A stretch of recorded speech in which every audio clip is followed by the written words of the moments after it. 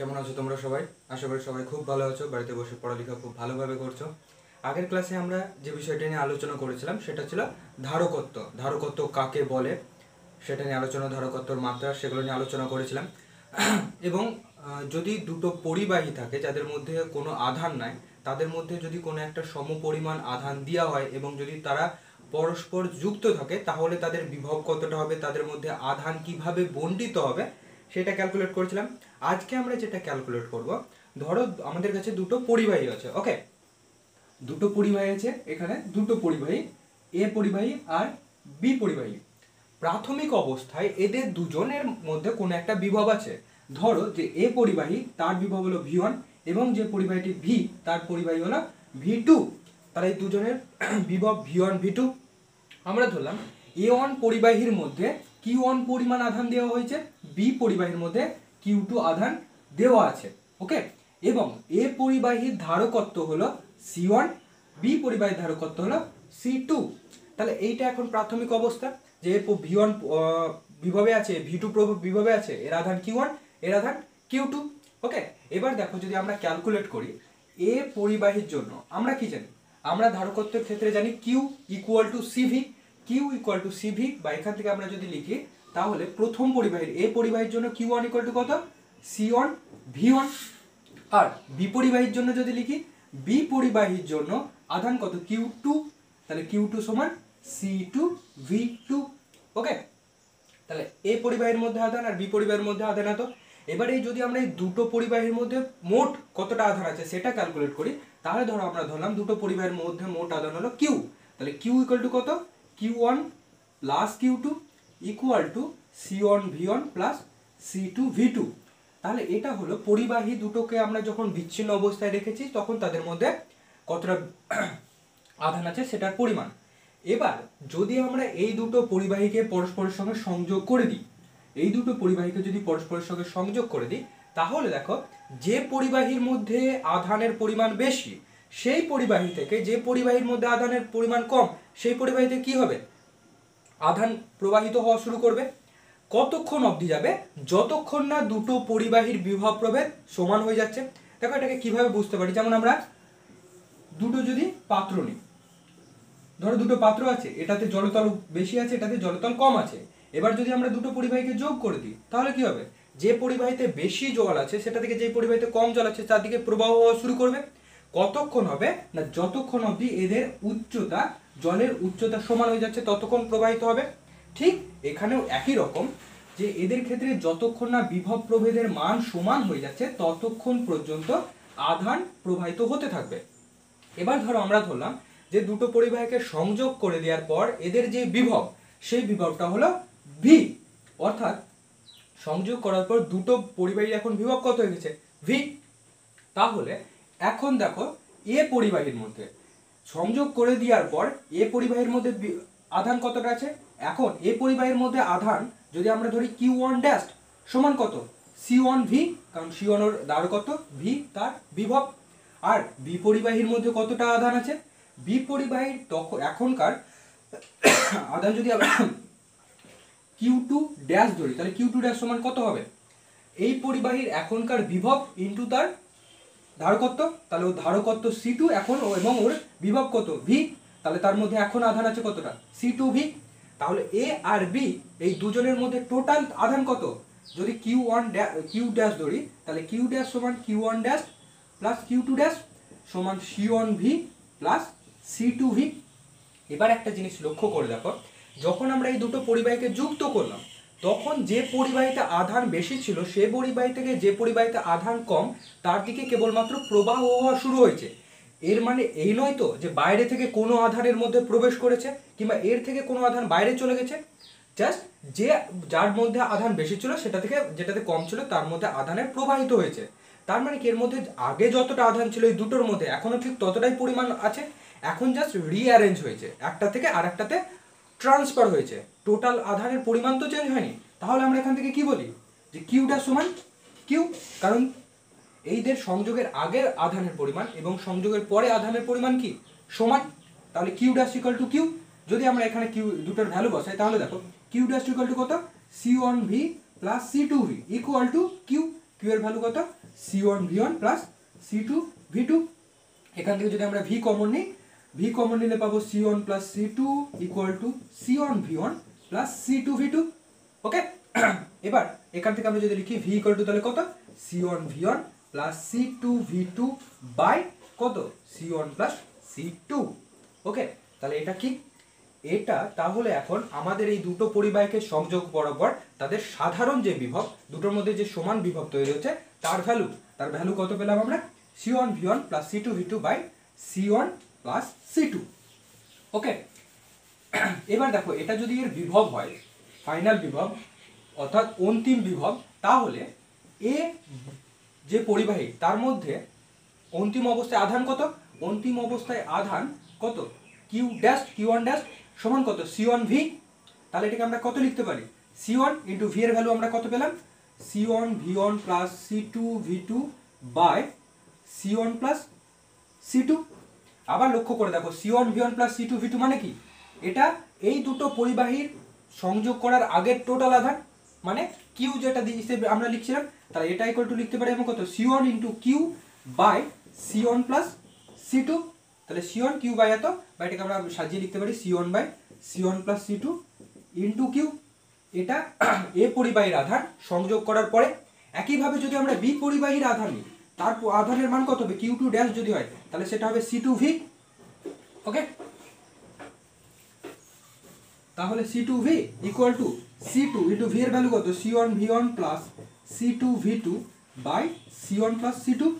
একইভাবে দেখো C1V1 plus C2V2 মানে কি, ওই দুটোকে সংযোগ করার আগে তার টোটাল আধান, তাহলে সেটা equal to C2 into Q by C1 plus C2। এটা তাহলে কখনকার আধান, এটা যখন দুটো পরিবাহীকে আমরা সংযোগ করেছি তার আগে, সংযোগের পরে বি এর আধান, সেটা হলো এটা।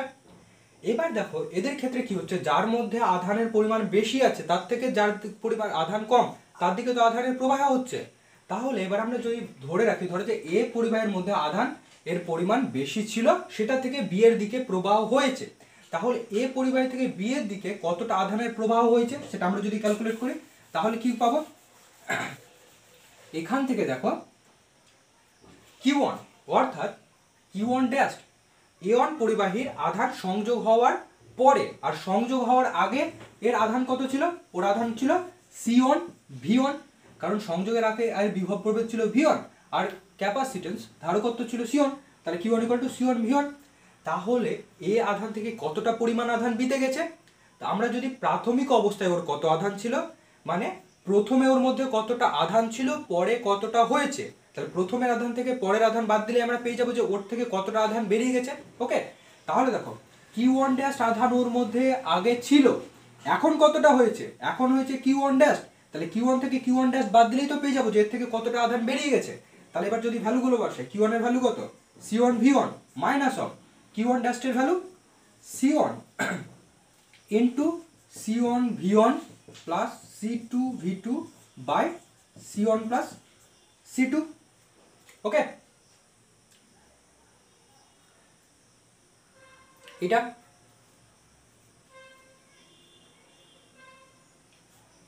এবার দেখো এই দুটো থেকে কি C1 কমন যাচ্ছে, তাহলে যদি আমরা C1 বাইরে কমন নিই, ভিতরে পড়ে থাকছে V1 minus of C1V1 plus C2V2 by C1 plus C2 equal to কত লিখতে পারি, C1, এখানে এটাকে যদি গুণ করি তাহলে দাঁড়াবে C1V1 plus C2V1 minus of C1V1, এটা minus of C2V2 by C1 plus C2। এবার এদের ক্ষেত্রে লক্ষ্য করে দেখো C1V1 কাটা যাচ্ছে, তাহলে এটাকে যদি আমরা লিখি এখানে কত পাবো,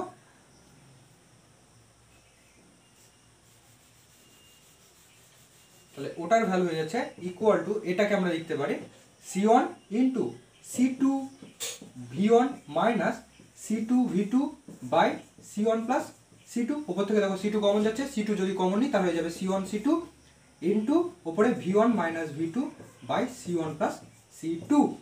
তাহলে দেখো এই পরিমাণ আধান কি হচ্ছে, এই পরিমাণ আধান এ বস্তু থেকে বি বস্তুর মধ্যে ট্রান্সফার হয়েছে, তাহলে এ থেকে বি তে আধান গেছে তার পরিমাণ কত, তার পরিমাণ হলো C1 C2 into V1 minus V2 by C1 plus C2। তাহলে এই পরিমাণ আধান এ বস্তু থেকে বি বস্তুর মধ্যে গেছে। এবার যদি আমরা দেখি যে দেখো এ বস্তু যখন আধান দিয়েছে, এ বস্তু থেকে আধান গেছে, তাহলে বি বস্তু তো গ্রহণ করেছে, তাহলে বি বস্তু কতটা গ্রহণ করেছে কি করে পাবো? তাহলে বি বস্তুর ফাইনালি ও গ্রহণ করেছে, তাহলে ওর আধানের পরিমাণ বেড়েছে। তো তাহলে অন্তিম অবস্থায় ওর আধানের পরিমাণ কত ছিল? Q2 ড্যাশ সমান C2V। আর প্রাথমিক অবস্থায় ওর আধান কত ছিল? প্রাথমিক অবস্থায় ওর আধান ছিল C2V2। তাহলে ও কতটা আধান গ্রহণ করেছে কি করে পাবো? আমরা যদি Q2 ড্যাশ মাইনাস Q2 করি, মানে ওর এখন কতটা আছে আগে কতটা ছিল সেটা থেকে বাদ দিলেই পেয়ে যাবো যে ও কতটা গ্রহণ করেছে। তাহলে এখানে ভ্যালুগুলো বসাই। Q2 ড্যাশ এর ভ্যালু কত? C2V মাইনাস Q2 মানে C2V2। আবার C2V জায়গায় C2V এর ভ্যালু কত ছিল? V এর value C1V1 plus C2V2 by C1 plus C2 minus C2V2।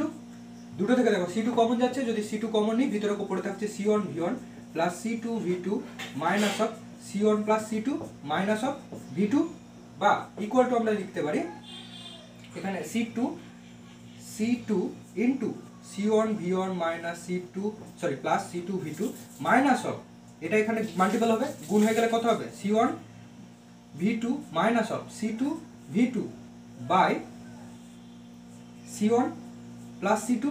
ওকে, আবার অবজার্ভ করে দেখো এখানে C2V2 কেটে যাচ্ছে, তাহলে কত পড়ে থাকছে?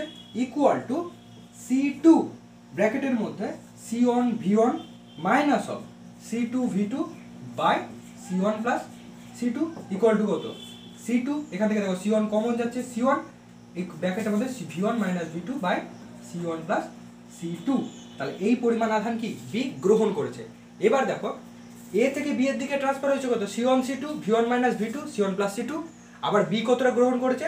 C2 C1 বা C1 C2 V1 minus V2 by C1 plus C2। তাহলে এই রাশিটা আর এই রাশিটা একই না? এই দুটো একই, তার মানে কি এ যে পরিমাণ আধান বর্জন করেছে ভি ঠিক ততটা পরিমাণে আধান গ্রহণ করেছে। ওকে, আর এর ক্ষেত্রে দেখো যখনই একটা বস্তু থেকে আর একটা বস্তুতে আধানের ফ্লো হচ্ছে, আধান যখনই যাচ্ছে, যখন এখান থেকে এখানে আধান যাচ্ছে তখন কিছু পরিমাণ তো আধানটা নিজে থেকে তো যাচ্ছে না, আধানকে কিছু পরিমাণ তো কার্য করতে হচ্ছে। তাহলে যতটা কার্য হচ্ছে তত পরিমাণ শক্তি তো এই যে সংস্থাটা নষ্ট হচ্ছে। তাহলে এখানে কতটা শক্তি নষ্ট হচ্ছে সেটা যদি আমরা ক্যালকুলেট করি তাহলে কি পাবো? দেখো এদেরকে যখন সংযোগ করেছিলাম তার আগে এ বস্তুটার শক্তি কত ছিল? এ বস্তুর শক্তি আমরা স্থিতি শক্তির রাশিমালা জানি কত? হাফ অফ CV স্কয়ার হয়। তাহলে এ বস্তুর সংযোগের আগের শক্তি কত ছিল? Half of C1 V1 square. আর বি এর কত ছিল? হাফ অফ C2 V2 তার স্কয়ার। অর্থাৎ দুজনের টোটাল কত ছিল? Half of C1 V square plus C2 V square. এটা ছিল সংযোগের আগে। আর যখন আমরা সংযোগ করে দিয়েছি, সংযোগের পরে এ বস্তুর শক্তি কত হয়ে গেছে? Half of C1 V square V, অর্থাৎ যেটা দুজনের একই যে বিভবটা হয়েছে সেটা। আর বি এর কত হয়ে গেছে? Half of C2 V square, অর্থাৎ ওদের টোটাল কতটা হয়েছে? Half of C1 V square plus half of C2 V square. তাহলে এদের কতটা শক্তি নষ্ট হয়েছে, তাহলে আগে কতটা ছিল তার থেকে পরে কতটা হয়েছে সেটা বাদ দিলে আমরা পেয়ে যাবো যে কতটা শক্তি নষ্ট হয়েছে। তাহলে চলো কত হবে? Half of C1 V1 square plus half of C2 V2 square minus of, এখান থেকে দেখো ভি স্কয়ার যদি কমন নিই কত করে থাকবে? Half of C1 plus C2 into V square. আবার ভি স্কয়ারের জায়গায় আমরা ভি স্কয়ারের যদি ভ্যালু বসাই, ভি স্কয়ার কত ছিল? C1 V1 plus C2 V2 by C1 plus C2 তার স্কয়ার। ওকে, তাহলে এটাই কি এনার্জি লস, কতটা শক্তি নষ্ট হয়েছে। এবার যদি আমরা এটাকে ক্যালকুলেট করি তাহলে এটার ভ্যালু হবে half of C1 C2 by C1 plus C2 okay into V1 minus V2 তার স্কোয়ার। ওকে, তাহলে এটাই হলো তোমার, যদি এই যে দুটো সংস্থাকে দুটো পরিবাহীকে যুক্ত করেছে তার জন্য একটা বস্তু থেকে আরেকটা বস্তুর আধানের যে বিনিময় হচ্ছে তার জন্য যে পরিমাণ শক্তি নষ্ট হচ্ছে তার পরিমাণ হলো এইটা। ওকে, চলো এবার আমরা যেটা দেখব ধারক। ধারক কাকে বলে? দেখো আমরা এতক্ষণ ধরে ধারক পড়ছিলাম, ধারকত্ব পড়ছিলাম। ধারকত্ব কি? যে কোনো একটা বস্তু কতটা পরিমাণে আধান সঞ্চিত করে রাখতে পারে, সংরক্ষিত করতে পারে, তার মধ্যে কতটা আধান সঞ্চিত রাখতে পারে। এবার ধারক হলো এমন একটা সংস্থা বলতে পারো কিংবা এমন একটা ব্যবস্থা যার মাধ্যমে কোনো একটা বস্তু তার মধ্যে যে পরিমাণ আধান সঞ্চিত করে রেখেছে তার পরিমাণ বাড়ানো যায়, সেটাকে কি বলা হয়? সেটাকে বলা হয় ধারক। এবার চলো নর্মালি আমরা দেখি যে আমাদের কাছে ধরো এখানে একটা পরিবাহী আছে, এবার এখানে কিছু পরিমাণ আধান দিলাম, তাহলে এ কতটা আধান ধরে রাখবে? জাস্ট এর পরিবাহীর মধ্যে যতটা আধান ধরে রাখতে পারছে এই পরিমাণ, এর তলে যতটা আধান আসতে বলো ঠিক ততটা পরিমাণে আধান রাখতে পারছে। এবার তার থেকে বেশি পরিমাণ আধান দিলে এ তো এর মধ্যে রাখতে পারবে না, তাহলে এর ধারকত্ব এটাই কোনোভাবে বাড়ছে না। এবার দেখো ধারক তৈরি করতে গেলে কি করা হয়, এর পাশে আর একটা পরিবাহী প্লেট এনে রাখা হয়। এবার দেখো এখন এর মধ্যে যতটা আধান থাকার ততটাই রেখেছিল, কিন্তু যেই আমি আর একটা পরিবাহী এর পাশে এনে রাখবো তখন এই আধানগুলোর জন্য এই পরিবাহীর ওপর কি হবে? আবেশ হবে। আবেশ হলে কি হবে? এখানে যদি প্লাস আধান পজিটিভ আধান থাকে, এখানে কি নেগেটিভ আধান আবেশ হবে। তাহলে এখানে প্লাস, এখানে দেখো এই প্লাসগুলোর জন্য এখানে একটা কি করলো? নেগেটিভ আধান ইনডিউসড হলো, আবেশ হলো। এবং এর পরিবাহীর অপোজিট দিকে, এই পরিবাহীর উল্টো দিকে কি হবে? পজিটিভ আধান তৈরি হবে, তাই তো? তাহলে এদিকে মাইনাস তৈরি হলো, এদিকে প্লাস তৈরি হলো। এবার লক্ষ্য করে দেখো আবার এই যে মাইনাসগুলো আধানগুলো আছে, এই আধানগুলোর জন্য এই পরিবাহীর ওপর আবার কি হবে? প্লাস আধান ইনডিউসড হবে। ওকে, আর এই প্লাসগুলোর জন্য এখানে মাইনাস আধান ইনডিউসড হবে। এবার যদি আমরা কি করি, পরিবাহীটাকে গ্রাউন্ড করে দিই, অর্থাৎ পৃথিবীর সঙ্গে সংযোগ স্থাপন করি, তাহলে এই পরিবাহীগুলো তো আবিষ্ট হয়ে আছে, তো এগুলো তো এদের সঙ্গে আকর্ষণ আছে, কিন্তু এই ধারের যে পজিটিভ আধানগুলো সেগুলো তো মুক্ত। তারা কি হয় তখন এই পরিবাহীর মাধ্যমে গ্রাউন্ডেড হয়ে যায়, অর্থাৎ আর্থে বেরিয়ে যায়। তাহলে সেক্ষেত্রে এই আধানগুলো আর থাকলো না। ওকে, কেবলমাত্র এখন এই নেগেটিভ আধানগুলো থাকলো, আর এই নেগেটিভ আধানগুলোর জন্য এখানে এক্সট্রা পজিটিভ আধান ইনডিউসড হয়ে গেল। তাহলে দেখো এর মধ্যে যে আধান আগে যতটা ছিল তার থেকে এখন বেশি পরিমাণ আধানের মধ্যে তো সঞ্চিত হলো, বেশি পরিমাণ আধানের কাছে থাকলো, তাহলে ধারকত্ব কি হলো? বেড়ে গেল। তাহলে এই যে টোটাল সংস্থাটা, যেখানে একটা পরিবাহীর সামনে আর একটা পরিবাহী প্লেট যার একদিক গ্রাউন্ড আছে সেটা এনে তার ধারকত্ব বাড়ানো হয়, তাকে বলা হয় ধারক। ওকে, তাহলে এটা ধারক। এবার আমরা যেটা দেখব যে যদি আমাদেরকে একটা সমতল প্লেন ধারক থাকে, প্লেট ধারক থাকে, তার ধারকত্ব ভ্যালু কত হয়? ওকে, আমরা সমান্তরাল পাত ধারকের ধারকত্ব দেখব। তার আগে একটা জিনিস দেখে নিই। দেখো যে কোনো ধারকের ক্ষেত্রে তার মধ্যের যেই ধারকত্ব, যে কোনো পরিবাহী যদি তুমি ধারক নাও, যে কোনো ধারকের ধারকত্ব এই যে পরিবাহী প্লেট আছে তার মধ্যে যেই মাধ্যম আছে সেই মাধ্যমের উপর নির্ভর করে। যদি তুমি এর মধ্যে কোনো মাধ্যম ইনডিউসড করো, মাধ্যম যদি রাখো, তাহলে তার ধারকত্ব বেড়ে যায়। ওকে, এবার এদের ক্ষেত্রে তুমি যখন কোনো একটা মাধ্যম রাখলা সেক্ষেত্রে ওর ধারকত্ব, এবং যখন সেখানে কোনো মাধ্যম নাই অর্থাৎ বায়ু আছে সেক্ষেত্রে ওর যতটা ধারকত্ব তার অনুপাতকে বলা হয় পরাবৈদ্যুতিক ধ্রুবক। তাকে কে দিয়ে ডিফাইন করা হয়। তাহলে কে ইকুয়াল টু কি? কে ইকুয়াল টু যখন তুমি কোনো মাধ্যমে এই ধারকটাকে রাখলা তখন তার ধারকত্ব, বাই যখন এটা বায়ু মাধ্যমে আছে তখন তার ধারকত্ব। ওকে, তার যে অনুপাতটা সেটাকে বলা হয় ডাইইলেকট্রিক কনস্ট্যান্ট বা পরাবৈদ্যুতিক ধ্রুবক। ওকে, আর পরাবৈদ্যুতিক ধ্রুবকের মান সব সময় কিন্তু একের থেকে বেশি, এটা মাথায় রাখবা। এবার আমরা যেটা ক্যালকুলেট করব সেটা কি, যে আমাদের কাছে যদি একটা সমতল পাত ধারক থাকে, তাহলে তার ধারকত্ব কত। ওকে, তো চলো আমরা কি করলাম, আমাদের কাছে এখানে একটা সমতল পাত ধারক আছে যেখানে আমরা এই প্লেটে ধরো পজিটিভ আধান দিয়েছি, এখানে যদি পজিটিভ আধান দিই তাহলে এখানে নেগেটিভ ইনডিউসড হয়েছে, নেগেটিভ আধান আবিষ্ট হয়েছে। ওকে, এবার আমরা কি ধরলাম, এই যে পাতগুলো আছে পাতগুলোর ক্ষেত্রফল, প্রত্যেকটা পাতের ক্ষেত্রফল হলো ধরো a। ওকে, আর এই যে পাত দুটো তাদের মধ্যে দূরত্ব, দুটো পাতের মধ্যে দূরত্ব হলো d। ওকে, এবার যদি আমরা এখানে এদের দুজনের মধ্যে ধারকত্ব নির্ণয় করতে যাই তাহলে আমরা কি জানি, q ইকুয়াল টু cv, বা এখান থেকে কি c equal to q by v। তাহলে আমাদেরকে কি করতে হবে, এই দুটো পাতের মধ্যে আগে আমাদেরকে কি বের করতে হবে, তার বিভব বের করতে হবে। বিভব বের করার জন্য আমরা কি বের করব, দেখো আমরা বিভব আর তড়িৎ প্রাবল্যের মধ্যে সম্পর্ক জানি না, আমরা কি জানি v equal two e into d, যেখানে v বিভব সেখানে তড়িৎ প্রাবল্য গণিত d। এবার যদি একটা সমান্তরাল পাত থাকে তার জন্য কোনো একটা বিন্দুতে বিভবের মান কত হয়? বিভবের মান হয় সিগমা বাই 2 ইপসাইলন 0, যেটা গাউসের ল থেকে আমরা পেয়েছিলাম।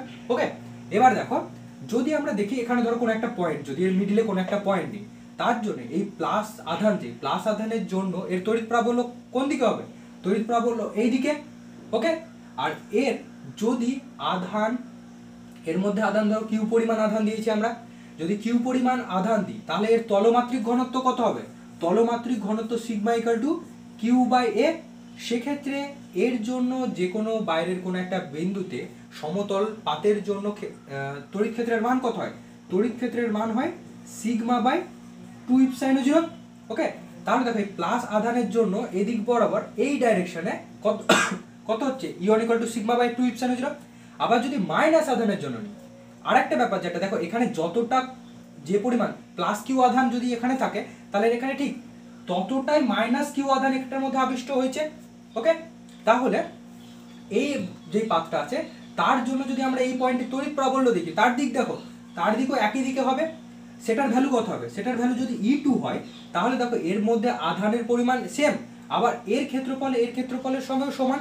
তাহলে এই দুজনের তলমাত্রিক আধানের তলমাত্রিক ঘনত্ব সিগমার ভ্যালু কি হবে? সেম। তাহলে এটার ক্ষেত্রেও ভ্যালু হবে সিগমা বাই 2 ইপসাইলন 0। তাহলে দেখো এর মধ্যে যে কোনো পয়েন্ট যদি আমরা দেখি, সেটার ক্ষেত্রে এই প্লাস আধানের জন্য তড়িৎ ক্ষেত্রের দিক যেদিকে, এটার জন্য তড়িৎ ক্ষেত্রের দিক একই দিকে হচ্ছে এবং দুটোর মান এক। তাহলে সেক্ষেত্রে টোটাল তড়িৎ প্রাবল্যের মান কত হবে? দুটোর যোগফল হয়ে যাবে। তাহলে sigma by 2 epsilon 0 plus sigma by 2 epsilon 0, তাহলে কত হয়ে যায়? Sigma by epsilon 0। তাহলে এই দুটো পরিবাহীর মধ্যে কোনো একটা বিন্দুতে তড়িৎ প্রাবল্যের মান কত? Sigma by epsilon 0। আবার আমরা জানি V equal to E by D, V equal to E D. তাহলে ই এর ভ্যালু কত? Sigma by epsilon 0 into D. তাহলে এখান থেকে আমরা ভি এর ভ্যালু পেয়ে গেলাম। এবার যদি আমরা এই ভি এর ভ্যালুটা পুট করি, এখানে পুট করি, দেখো আমরা কি পেয়েছিলাম? C equal to Q by V. আবার এটাকে লিখতে পারি কিউ বাই ভি, মানে কত? Sigma D by epsilon 0। আবার আমরা এটাকে এরকম ভাবে লিখতে পারি, আমরা জানি sigma equal to Q by A. Okay, বা কিউ ইকুয়াল টু কত? Q equal to sigma A. তাহলে এটাকে যদি লিখি, কিউ ইকুয়াল টু কত হয়ে গেল? Q equal to sigma A by sigma D. Epsilon 0টা নিচে ছিল, ইপসাইলন 0টা উপরে চলে গেল। ওকে, এটা তাহলে সিগমা সিগমা কেটে গেল, কত পড়ে থাকলো? এ ইপসাইলন 0 বাই ডি। ওকে, তাহলে যদি আমার কোনো একটা সমান্তরাল পাত ধারক থাকে, তার যে ধারকত্ব, তার ধারকত্বের মান হবে কত? এ ইপসাইলন 0 বাই ডি। যেখানে এ ওই যেই পাত ধারক আছে তার এক একটি পাতের ক্ষেত্রফল হলো এ, তার মধ্যে যেই মাধ্যম আছে এখানে বায়ু মাধ্যম, তার জন্য তার যে পারমিটিভিটি সেটা ইপসাইলন 0 এবং ওই দুটো পাতের মধ্যে দূরত্ব ডি। তাহলে দেখো এখান থেকে আরেকটা জিনিস পাওয়া যাচ্ছে যে কোনো পাতের ধারকত্ব তার ক্ষেত্রফলের সঙ্গে সমানুপাতিক এবং তাদের মধ্যে যে দূরত্ব তার ব্যস্তানুপাতিক। ওকে, তাহলে এটা থাকলো, সেটা একটা রিলেশন। এবার তোমরা যেটা করবা, বাড়িতে তোমরা একটা কাজ করবা, যে এটার ক্ষেত্রে দেখো এই যে আমরা দুটো পাত ধরেছিলাম, সেটার মধ্যে তো সেম মিডিয়াম ছিল, একই ধরনের মাধ্যম ছিল, কিন্তু আমরা যদি এর মধ্যে দুটো ডিফারেন্ট মিডিয়াম ইনডিউসড করি, ওকে, যে এই যে একটা প্লাস এখানে একটা পাত আছে আর এদিকে আমার একটা পাত আছে, তার মধ্যে আমরা যদি দুটো ডিফারেন্ট টাইপের মাধ্যম ইনডিউসড করি, যেখানে ওপরে যে মাধ্যমটা সেটার ধরো ডাইলেকট্রিক কনস্ট্যান্ট K1, এটা ডাইলেকট্রিক কনস্ট্যান্ট K2, তাহলে এদের ধারকত্বর মান কত হবে সেটা তোমরা বাড়ি থেকে ক্যালকুলেট করে রাখবা। ওকে, আজকের ক্লাসে এই অবধি থাকলো। পরের ক্লাসে আমরা ধারকের সমবায় নিয়ে আলোচনা করব। ওকে।